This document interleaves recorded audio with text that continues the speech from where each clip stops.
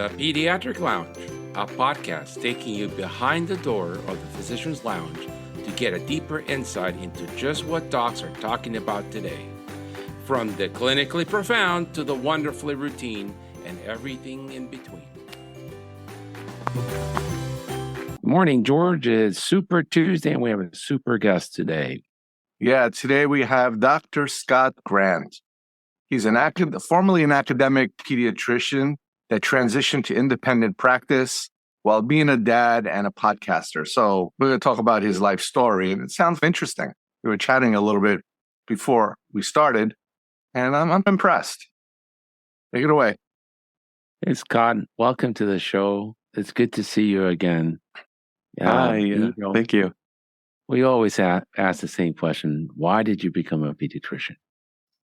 I love taking care of kids and families. I know that's the go-to boilerplate answer, but it just is true for me. Even when I was a young kid, volunteering at my church, these kinds of things, always was drawn to like how fun it was to play with kids and help them learn and all of those kinds of things. And did a lot of work with my parents in our church, like volunteering with the preschool kids and those kinds of things. And to this day, that's still one of my favorite ages to interact with. And then as I figured out, like, how do I put this with some of my other interests in science and math and those kinds of things, going to medical school to become a pediatrician made sense. I always tell folks I wanted to be a pediatrician before I knew that meant I had to go to medical school. I went to medical school with the idea that I was probably going to be a pediatrician, like 95% chance that was where I was headed. I tried to keep an open mind as I went through the first few years and into the third year to see, was there something else that I want to do? Thought a little bit about OBGYN and the babies and maybe family medicine as a way to do all of that. And then really just came all the way back around to say pediatrics is where I want to be. We have a ton of fun and the hospitals are painted pretty and colorful. It's a nice place to work. Most people who work with kids are happy, friendly folks. And it was just a nice place for me to work and also to get to do the work that I love to do, which is working with kids, keeping them healthy, but also stepping into those families and going on the journey with them to help them make sure that they have the information that they need to raise happy, healthy kids, which is what we all want. Yep. Great. Scott, you were one of the last, what I call true pediatricians in academia, right? You were at Detroit Children's, but you were doing inpatient and you did clinic too. Yeah, I was definitely a unicorn there. I think I was the only one left doing that there. There's still a couple of folks. I know I recently relocated back down here to Phoenix. I know there's at least one person left in Phoenix that's still doing both, at least at the big children's hospital, where they do some clinic and some hospitalist work. But I think that for me, it was just, I couldn't decide. I loved them both so much. They're such different experiences, right? In the clinic, you're like in the weeds of the day-to-day with these families and helping them through some of these little things, like what are the developmental milestones and when do we start introducing solid foods and the well checks and the development and that kind of more longitudinal experience of like, how do I help these families in the day-to-day grow and develop their families in a meaningful way? And then on the inpatient side in the hospital, you're in it with these families on the worst day of their lives. I used to tell the residents, like, you have to remember that we're here in the hospital every single day. This is a normal place to be for us. But for these families, for most of them, this is the worst day of their life, right? They have a kid who's sick enough to have to be in the hospital. And here they are at a large academic center. There's a lot of people. There's a lot of people coming in and out of the rooms. It can be a little bit scary, a little bit overwhelming. And so you have an opportunity to try to step into that and try to ease that frustration and ease that anxiety a little bit as you're trying to help that kid get better by helping those families through that. And it's two totally different experiences, but it really helped me understand the full spectrum of what parents experience as they're trying to raise their kids, even before I had kids of my own. Yeah, I think most international pediatricians do that. They do outpatient consults, and then they run the pediatric wards and do the ER consults, and they have very satisfying lives because they see the whole spectrum. Not so in the U.S. We've become hyper specialized. Yeah, so it's a very different one. Yeah, definitely very different. Even being there, it was definitely the case that I was working sort of two different jobs. I was half in the clinic and half in the hospital. And it wasn't this sort of seamless experience, really. I had 2 division meetings to go to and 2 division chiefs to answer to I was working 2 different jobs in 2 different divisions. It's still divided that way as it is in so many places. It came with its own set of sort of administrative challenges as I tried to navigate keeping my schedule the way that it needed to be to keep everybody happy with the work that I was doing. But I really enjoyed it. I thought it was a nice balance. And for what it's worth, I talked to a lot of residents who looked at that job that I had and thought it looked really appealing to get to do all these different things, because that's still there's still some remnants of that age where you used to be able to do a little bit of everything. And now in a lot of places, the only thing you can do if you want to do clinic and hospital is maybe some newborn. You can find a place to go and round on some newborns if you really want to. Although even that, it just gets really difficult depending on what kind of practice you're operating in. Why do you think it's important to round on the newborns? Most people don't want to go anymore. Yeah. And in full disclosure, at the practice I'm at now, like we don't do that currently either, unfortunately. But I think there's value in developing those relationships from the earliest days, right from the jump. Especially some of these families I'm getting to know, I see their older kids and they're pregnant with another baby and they're going to deliver them. And I just think, how cool would it be if that next morning after baby was delivered, or even that night, depending on what happens, if I was the one who walked in the door and said, hey, how are things going? Are you guys coping okay? And there's that existing relationship there. And even if it's a new relationship, it's useful, I think. And we definitely found, even working as a hospitalist before, where I was rounding on newborns, the way that a general pediatrician, and most of the hospitalists now, we're still trained as general pediatricians because we're not that far into the hospitalist era. And the way a neonatologist thinks about rounding on babies is so different. We just have totally different perspectives on these babies in the first couple of days of life, that I think it's really meaningful to have that perspective of the general pediatrician who's thinking about troubleshooting breastfeeding when challenges come up, and staying in the mess with the family to say, what are those challenges that are going to come up and how can I help you with that? Rather than, I think sometimes we over medicalize what's happening in those first couple of days of life, and that can be a challenge as parents are trying to bond with their new baby and those kinds of things. I think that's the unique perspective that we can bring. Yeah, I can tell you, we still round the hospital and see newborns. One of the few practices that still do. Yeah. Parents really appreciate it when we show up. I'm not the one that goes every day, with a couple of us, so every day is a different person. But the parents are really excited. When we walk in the door, Dr. Ogu, thanks for coming. Or on the other extreme, you're doing the college checkup for a kid, and then the mother says, do you know Dr. Ogu was the first one to see you, examine you when you were born? All these things, they don't matter. From the NBA point of view, it doesn't generate any money. But you know what? It is priceless. Yeah, it's those relationships that you develop over time that are so important. And that's where kind of the value that we bring as pediatricians, as primary care pediatricians, that's where a lot of the value that we come from. And it's sometimes hard to capture, like you said, because it doesn't generate revenue. But I think in so many ways, if you want to like turn it into an economic argument, that relationship matters, because when it comes to a kid gets sick and we're having to make a decision like, how much workup do we need to do? Or are we going to do antibiotics? Those families that I have existing relationships with are a lot easier to convince that this infection that their child has doesn't need antibiotics or doesn't need $1 million workup, and that like it's okay to wait a little while longer, right? And it's in that relationship that we can trust each other to make the right choice for the child, right? And then it also, on the other side, it does also lead us to a place where when something is going wrong, and I say, this is something that needs to be taken care of today, like they take that seriously and they drop what they're doing and they go immediately to the emergency room or something like that in a situation where kids need labs drawn or those kinds of things. And it's that sort of, it's the trust of that relationship that allows us to steer the ship more efficiently. And that's maybe the economic argument for the value that we bring. Now, do you think when you worked on the other side, on the hospitalist side or the clinic side, did you have that kind of relationship, or did people listen to you as much? Or you mean in the academic world as compared to, like when you had a patient that was seriously ill, or in the morning when you saw them in a nursery? Yeah, you must have had a relationship somehow. Yeah, we did develop relationships over time. I would say in the clinic, it's a little bit different where I was on the academic side compared to where I am now, because now I'm working in an independent practice. And so I'm going in and I'm the one having these conversations with families. When I was in the academic clinic, I was almost exclusively staffing residents. So the residents were the ones going in and really developing that relationship and really doing the frontline work of taking care of these families. And I would come in, especially if they were nervous about something, concerned about something, I would be the one that would come in and have to develop that relationship a little bit more quickly. Certainly on the inpatient side, you're seeing those kids, my practice frequently, because I'm there as a hospitalist, so I'm there all day anyway, to like those kids I'm worried about, I'm going back in to check in and see how things are going, talk to the family a little bit more, tell me how this all kind of got started, where are we at? And so you definitely develop a relationship there, but it's a different kind of relationship, right? In the outpatient world, we're talking longitudinally. I'm going to see you today and I'm going to see you again in a couple of weeks and a month after that and 2 months after that. In the inpatient world, you're diving deep. Again, this is the worst day of their life, and I need to know everything that I can about how we got to where we are now. And so the tactics that you use to develop those relationships are different, but that's the way the...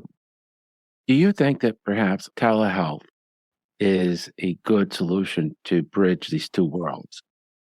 So you have a neonatologist that is seeing the newborns. In our area, it is because of financial constraint.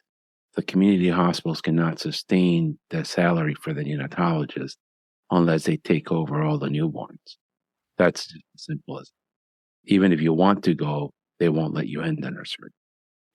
But perhaps using telehealth, you could still see your parents when the child is born in the hospital, but allow the neonatologist to keep the revenue so they could still go to the C-section. Yeah, and we definitely have to think about, you talk a lot about this, Dr. Bravo. I think it's important to remember that we need these services in these hospitals, in the communities.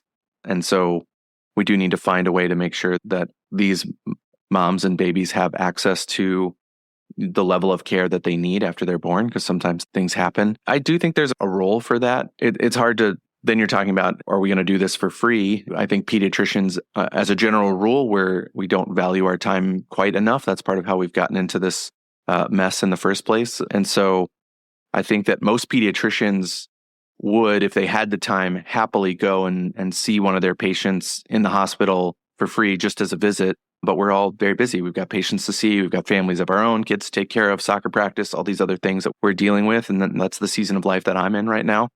And so I think if you were going to try to introduce some kind of telehealth something, we still have to acknowledge that we're bringing value to that situation. And so we have to figure out some way to not sort of let the neo keep everything if we're also bringing value. It's a little bit hard to have some of that conversation, but I do think in terms of that relationship, which is super important, like the sooner you can have a conversation and get to meet that baby as well. Because sometimes I have kids that I'm seeing for a 15-month and an 18-month visit. And so I'm talking to mom about the pregnancy as she goes through, and then this baby comes, and it would be really cool to get to see them and tell them congratulations, right? There's like a social aspect to this relationship as well. But in a sense, like I'm a professional who's bringing value. And if I call and just say congratulations, maybe that's the whole conversation. But every once in a while, you're going to have one of those conversations and they're going to be like, oh, and you know what?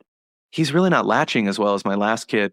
What tips do you have for that? Or he hasn't pooped yet. Should I be worried about that? Those are the kinds of questions that come up frequently in that context. And if I'm the professional on the phone answering those questions, then that's a value that I'm bringing. And we have to keep that in mind. And it's a hard balance to strike. And I think even as I'm saying this, the words feel a little dirty coming out of my mouth. And I think that's from having it beat into me as a trainee. We don't do this for the money, but we all have families to feed and those kinds of things. And if I'm a professional bringing value, I think pediatricians are one of the few professionals who frequently just give their stuff away for free, says the guy with a podcast who gives out free medical information. It's a challenge, and I don't quite know how to thread that needle. I think telehealth could play a role if people like that. Not everyone does, but it is a challenge. So it's interesting because I took the REACH course this weekend, and we were talking about implementing some strategies for mental health in the office. And the pediatric psychiatrist is retired now, said, what are some of the barriers? And I looked at him like he was smoking weed. The barriers are the same. We don't have time. We need to get paid. And he says, what do you mean? Talk to your administrator. I'm like, my administrator has nothing to do with how I get paid. This is a policy decision and an MCO decision. Herb, you sounds very frustrated, like you've lost hope. And I'm like, oh, walking your weed. The reality is that they schedule 4 patients an hour in this clinic, like they do in most practices. If I spend an hour and 15 minutes with one patient, everybody's angry, everybody's stressed. And Medicaid in Virginia pays $65 for an office visit. And they can't afford me to spend an hour with a kid for $65. They need me to see 4 kids at $65 to keep the practice running. Right. So it's a problem of time and money. That's a barrier to implement some of these solutions. Not that I don't know how to, not that I can't do the work. It's I don't have the time and we need to be paid, which is exactly what you said. Does But anybody know why the hospital systems or the centers sort of kind of can do it? Do what, George? Pay for it. The administrators, they pay for services or the salaries or whatever it takes, these extra things, these time things, because they get all these endowments and these grants. That's why. So they get grants and they can pay for a social worker. They can pay for the extra time that you need. They can pay for all these things. But when those grants wash out, then they shut down programs. Yes, but even the pediatricians that are employed by large health systems, they're paid work RVUs. And if you spend an hour with a mental health consult or 2 or 3 a day, you will not make enough money as a pediatrician, even in a large health system, because they're reimbursed by WRVUs. So it's not just an independent practice problem. It's an everybody problem. But I think they put more money into those types of RVUs, those particular procedures. So this way that physician does get paid, but they don't get paid off of insurance. They get paid off of grant funding. No. So George, if I see 4 99214s, two straps and a flu and an ear infection, there is no way a 99215 in work RVUs will meet the work RVUs of those 4 patients. You can't. So I'm losing money. My paycheck's going to be short if I'm paid on WRVUs. And the administrator is going to come around and say, that's okay. You can take the time. We'll accommodate you. But your paycheck's going to be short. That's not good. If you're okay with that, then we're okay. And so what happens? People go, no, I'm not okay with that because I need to pay bills too. So everybody is affected by this. But you're correct. The care coordination, the social worker, they find grants to fund those, which are very helpful. But I still can't spend an hour with the patient. It's just not going to make money.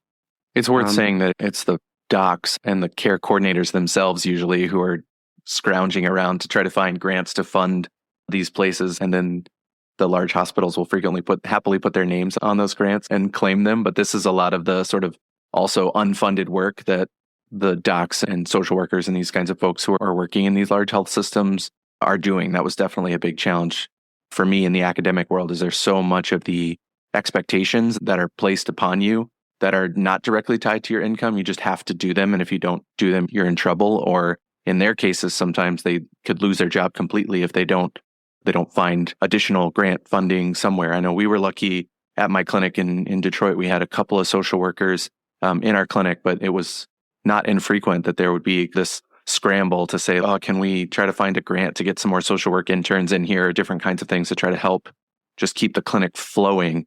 But it wasn't the hospital system. And I don't think that's unique to the system that I was at in Michigan. I think that's a challenge everywhere for a lot of folks. Correct. Now, Scott, what motivated you to change to independent practice? Listening to the Pediatric Lounge podcast. What else? No. That is amazing. No, I do think. But tell me why, because we don't really know the impact we're having. But whenever I hear someone say, I listened to the podcast and it gave me the courage I needed to do what I want to do. That's like the newborn moment for me, right? Sure. That's yeah. right. No, I would say in seriousness, I think it's something that I've always thought about. Like when I dreamed as a kid of being a pediatrician, I was thinking of my local private practice pediatrician, family medicine doc that my parents were taking me to. That's the vision that I had. And so this was always what I thought I wanted to do. And then as I got into the academic world and medical school and residency, I really enjoyed the teaching and some of the aspects of the public health and the research and some of those opportunities that were more easily accessible through the academic world than not. And then I came to a season of life. I left this out of my initial introduction, but I'm married and I have 3 kids. My oldest is 5.5 years old. My youngest is currently 17 months. And I have a 3.5-year-old in the middle, just to complete the set. and tell you everybody. And so I came to a place where working as a hospitalist, as much as I loved it, was a lot. It was nights and weekends and holidays and these kinds of things, which were moments when my wife, who's also a physician and works a more traditional hours, and my kids were home and they weren't at school and they weren't in at preschool and those kinds of things. And so that was just time that I was missing with my family in those moments. And it was time that I wanted back. And so I thought pretty seriously about how can I transition either my role within the academic world or look for something different that would allow me to have a little bit more of that time back with them and not miss this time with them. So I'd say that was the primary motivator. And then as I was trying out some different things and talking to different folks, I certainly, especially once we thought we were going to move cross country here, interviewed with a couple of like academic large systems as well. But it was listening to you guys that made me think twice about maybe I should really do some due diligence on some of these smaller independent practices and just see what they're about and how they're run. And is it the kind of environment that I would want to be part of? And then I came down and got to spend time with the folks at the practice that I'm with now and really loved it. The folks here are great. And I learned a little bit about how they run and how they operate. And it seemed like a really good, there is a very true sense that listening to you guys talk about your experiences, again, gave me the inclination to like really do some due diligence on some of these groups and see whether that might be something that I wanted to pursue. And I can say it's been even better for me than I hoped it would be. I was a little bit uncertain stepping out of the academic world and betting on myself in some way, right? I moved from a straight salary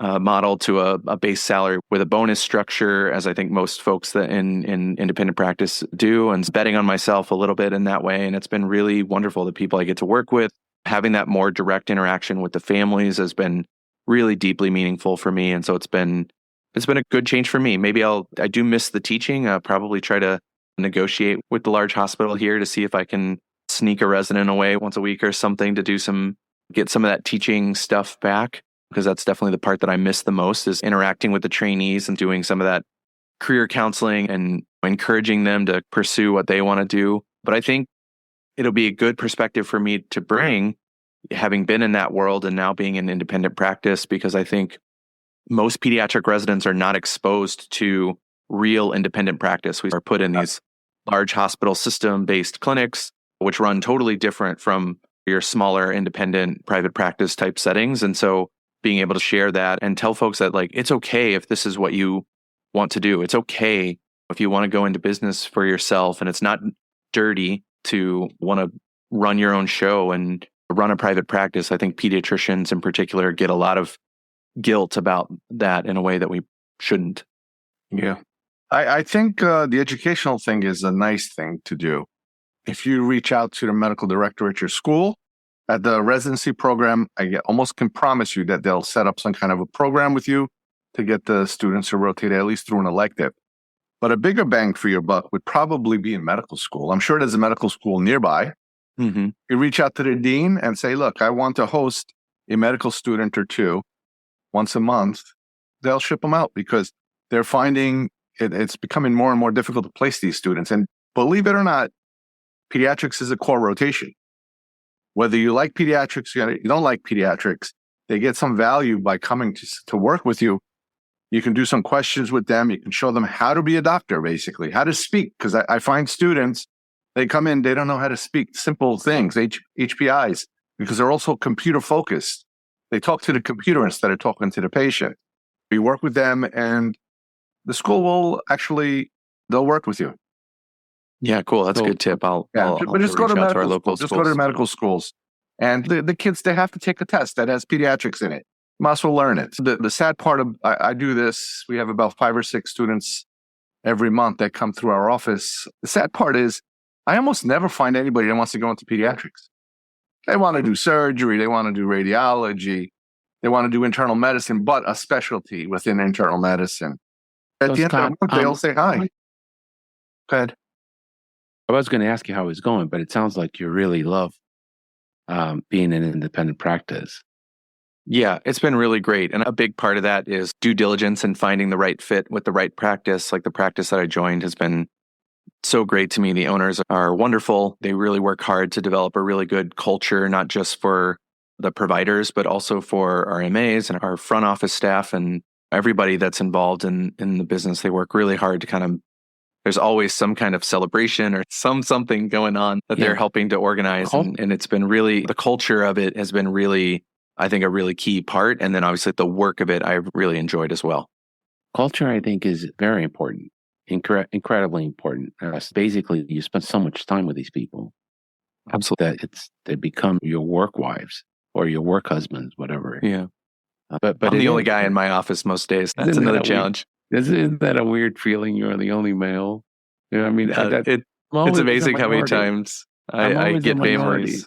Yeah, get families who are saying like, "Oh, I didn't realize there was a guy doctor here. That's good to know." Yep, here I am. I'm new around here, so it's good. We have 2 locations, so there's a guy doctor that's full time at the other location, and then there's a second male doctor who kind of bounces back and forth between the 2. But I'm the first like permanent male fixture in the office that I'm in quite some time, and so it's been a fun aha moment for a lot, and so it's been good.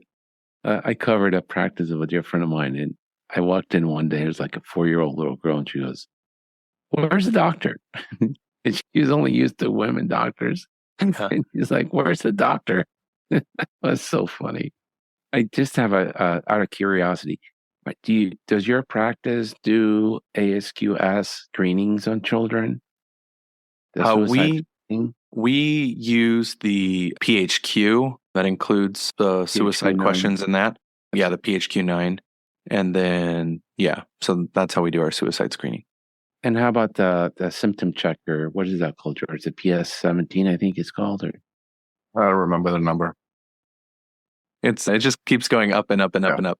We have a social determinants of health screener that we use. And then we've been using the SWIC as our developmental screener, but we don't have yet any kind of like formal mental health screener outside of the PHQ. Well, that SWIC thing is a lot of pages long. We use that too, but it's almost impossible to read.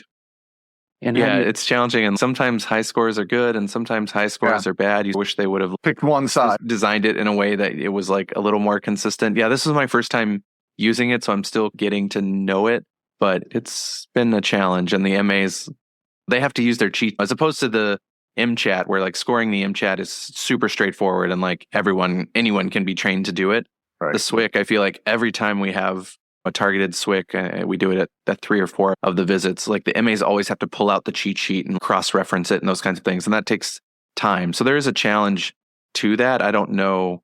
I'm not in the weeds enough to know like why they made the switch to that. And maybe it is better than what they were using before. I think they were using the PEDS tool before, which is nice because it's a little simpler, but it's a little bit more open-ended. And so maybe that was creating some challenges. I'm not totally sure, but from a logistic point of view, do you send it to the patients before the visit, or do you wait till they're in the exam room to give it to them? We do not yet have the ability to send it out. That's something that I have a real interest in terms of the interface between practices and patients and how we can improve that experience. But for now, everything is done in the office, as far as I know. It might be available on the website for them to like print out. I know our behavioral health packet is available and our social determinant screener, they're all like on the website and you can print them out and bring them, but most folks don't.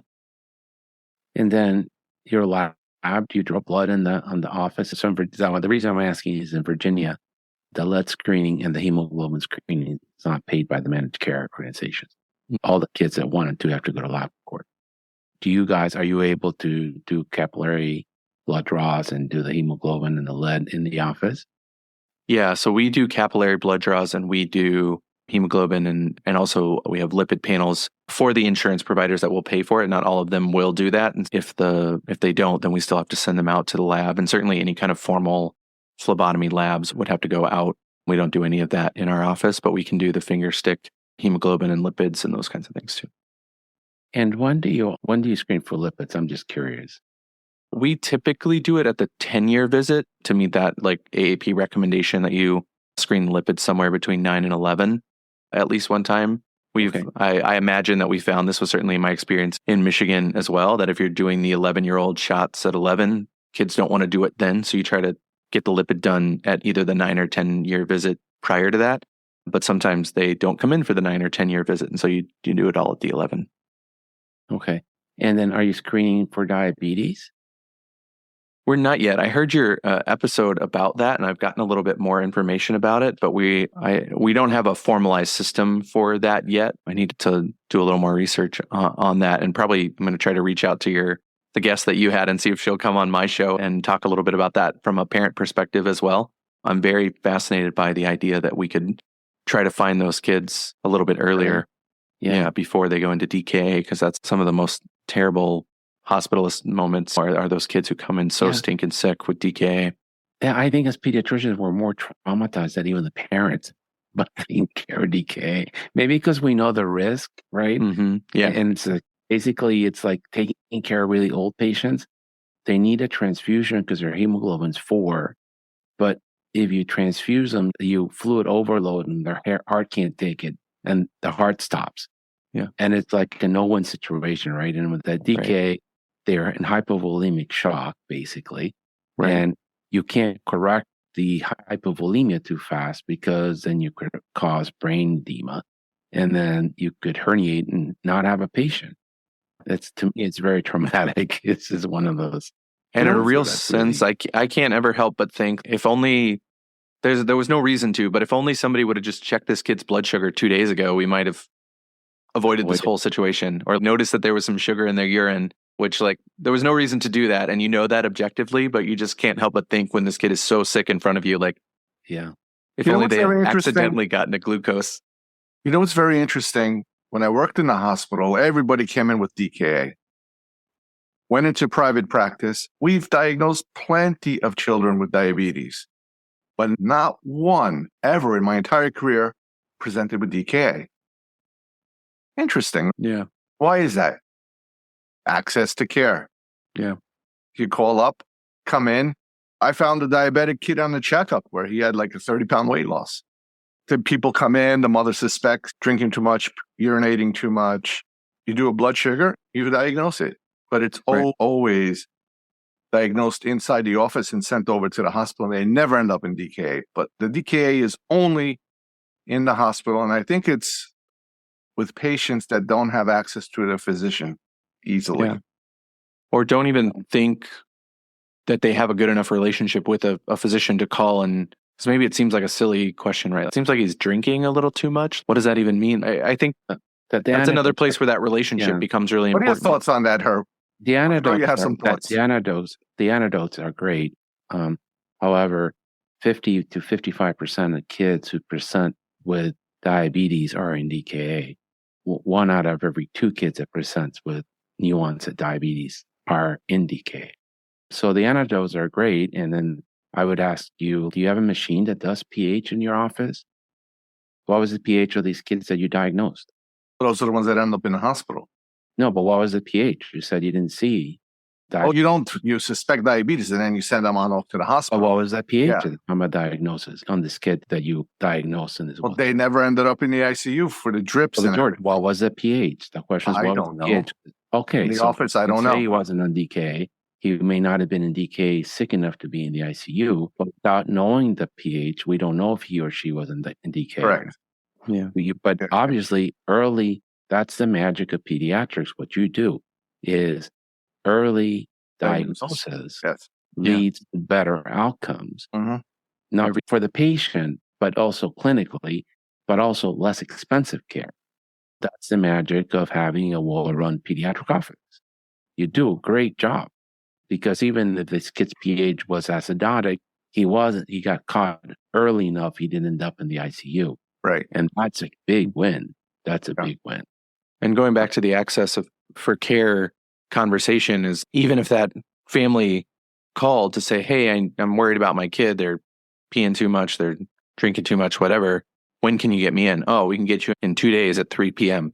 It's always Friday at 3 p.m. when these kids come in. And so the access becomes important too. And are we running our clinic in a way that we have space for these kids when they call in with these sort of concerning findings, say, yeah, we can get you in today. Can you be here in an hour? Those kinds of conversations as well, which is another thing that somehow I find that the practice that I've joined has done a really good job of, is they leave these spots for our in-house nurse triage folks to decide who needs to be seen today and who can wait until tomorrow and those kinds of things, and trying to be able to get those kids in who are calling with things that could escalate and they can't wait 24 hours or 48 hours. Like, we really should try to see them today. Like, we can try to get them in, but that only happens in the context of run relationship driven pediatric offices. Absolutely. Tell me more about your podcast, Docs to Dad. Sure. So the Docs to Dads podcast is my creative outlet. It is a parenting podcast that's primarily oriented towards dads, because I feel like fathers frequently get left out of a lot of these parenting conversations. And I think, especially as some of my generation and after me have started to become dads, we're very interested in being actively engaged in what's happening in our home and raising our kids and being a part of those things. And we recognize, I mentioned my wife is a physician, and if we want to live in a world, which I do, where she can go out and be the amazing physician that she is, that means that I'm working hard in my career as well, but that everything that happens at home is a team effort. And I'm a big part of that, and I want to be a big part of that. And having conversations with dads who maybe don't have the skills developed over years of babysitting or other kinds of caring expectations that generally aren't put on young men, to help them feel prepared and confident and competent to care for their kids. There's so many dads out there who the first time they ever hold a baby, it's their baby that's being handed to them. And then they're like, I don't know what to do. I've never changed a diaper. I don't know how to feed a baby. I don't know how to change a baby. When do they sleep? How do they sleep? What is a burp? All of these kinds of things. And so trying to speak into that gap a little bit to help dads along that journey and have the medical information that they need and the parenting information that they need to try to contribute to what's happening in their home in the way that they want to. And that's the spirit of what Docs to Dads is all about. It's just helping dads be confident and competent caregivers. Interesting. And where can people find this podcast? Yeah, so Docs to Dads is available on all the major podcast platforms. If you search Docs to Dads, DOCS, the number 2, Dads, DADS, you'll find it on all the major podcast platforms. I started out, the early episodes were starting from the beginning to say, like, you just found out you're pregnant. What do you do now? And then what's going to happen through pregnancy and what happens at the hospital. And then right when you get home, and then there's some breastfeeding, troubleshooting, overcoming useless nipples, sorts of like, how can I, as dad, help my partner who's trying to breastfeed, some of those kinds of things. And then from there, it's expanded and grown. And now we're at almost 100 or over 100 episodes. There's a lot of stuff out there for folks that are interested. So I understand your wife is a physician, right? That's correct. That must have been tough, or it's going to be tough, to manage both your career and her career and 3 children, and Little League and baseball and lessons and ballet and all that other stuff. How should a mom doctor or a dad doctor deal with this kind of stuff? First of all, his wife is an ophthalmologist. So what? There's a doctor. And she has Well, they have a much better schedule than pediatricians. Ophthalmology, dermatology have the best schedule. Yeah, but they still got to go to the office. They got to go to the office, and she's got an OR day. Real doctor, and, you know, okay? Thanks, George. Yeah, I think it all comes down to communication, and we have to work together between my wife and I to figure out what's going on. We have a master family calendar that kind of helps keep us all updated and organized. And it seems silly to talk about some of this nitty gritty stuff. Obviously, our whole family is built on the foundation of our relationship. So I think investing in our relationship frequently, spending time together. We try at least once a year to get a couple of days away that are just the 2 of us without the kids, so that we can reconnect with each other and touch base and how are things going. And then little date nights here and there. And then beyond that, it's a lot of really practical stuff. It's the communication. We probably text even more than we talk because we're not in the same room most of the time. So we're constantly like sending stuff back and forth to each other. Like I said, we have a master family calendar. That's a Google Calendar on our phones that we can put things on. And I tell her, like, if you want something done, just put it on the calendar and it'll get done. If it's not on the calendar, it's probably not going to happen. That's my mild ADHD coming through. But my relationship with George. Maybe that's part of every good functioning, healthy relationship. It all comes down to communication. Something here, because you pointed out to something that's incredibly important. And I tell the parents a 2-week visit. You need to schedule a date with each other, because this 2-week-old will turn 14 or 15 one day, have a life of their own, and you have a spouse still at home. Yep. And you can't forget that. Mhm. Do you advise your parents too about the importance of their relationship and the impact that has on their own children? Yeah, absolutely. I do. I used to joke with the residents all the time, especially in the medical world. Like, you spend all this time trying to find somebody that you like enough to marry, and then you don't actually end up spending that much time with them after that because you're both so busy working and doing various things. And so it does take intentionality. I think that's the most important thing is like you have to, Yeah. it's not just going to happen on its own. You have to set that time aside. And I'm frequently amazed when I talk to colleagues at how few of them have had a date night recently, or like, when was the last time you just like went away without the kids? They haven't been away from the kids for any period of time. And not every, that takes some intentionality, right? And it takes some Right. saving sometimes to be able to get childcare for the Right. kids, or to try to pawn them off on grandparents for a little while so that you can get away and do a date night. But I think But- it's so true that everything that happens in your family is built on the foundation of the relationship of the parents, right? And if my relationship with my wife starts to fall apart, then everything falls apart and we have to reconnect. And sometimes that's a really important thing. And so I try to encourage that from early on. Sometimes it's hard to convince the parents of this newborn, especially first time newborn parents, that they should spend any amount of time away from their kid. But eventually we get there. And I think it's really important that you have to take that time to continue to invest in that relationship. And that relationship has to come first, even before the relationship with any of the kids, because that's the foundation that everything else is built on. And if you don't have that good to go, then everything else will start to fall apart. I love that, Scott. I really love that. That is such a basic principle. Because pediatricians, we talk so much about relationships, and we Mhm. forget how important the parent-mother, or the father-mother relationship is on the kids, or father or mother, whatever it is. And also for us personally, our own relationships with work, they have to be balanced with what we do as human beings. Because if that becomes unbalanced, then we're not able to help the kids, either at home or in the office. I've listened to many of your podcasts. It's a wonderful show, and I've been a guest in your podcast, and I much appreciate that. And so it's a very well done podcast, and I think very much needed because people forget about the impact fathers can have on their children's lives. Scott, thank you so much for waking up early in Arizona, and thank you for what you do for the kids, and thank you for the podcast. And I hope to see you again, maybe at NCE or another conference. Yeah, thank you guys both very much for what you do. It definitely played a role in my decision making as I was making this big career move. And I know that what you're putting out there is making a difference and is helping a lot of folks. So I'm really grateful to you and to you, Dr. Bravo, for coming on my show and always sharing my episodes on LinkedIn and other social media platforms as well. It's always a big help to me. So I'm really grateful to you for all your support. I'm happy to do that. It's really my pleasure. Thank you very much. Thank you. Thank you. Thank you for listening. This has been a production of the Pediatric Lounge. On the show notes, you will find links to our co-host and other important notes, as well as a timetable of the topics discussed today. Don't forget to follow us on social media and subscribe to wherever you listen to your podcast. Leave us a great review, as it helps us greatly. In the meantime, we will see you next week. The Pediatric Lounge. The conversations are not intended as medical advice, and the opinions expressed are solely those of the host and the guest.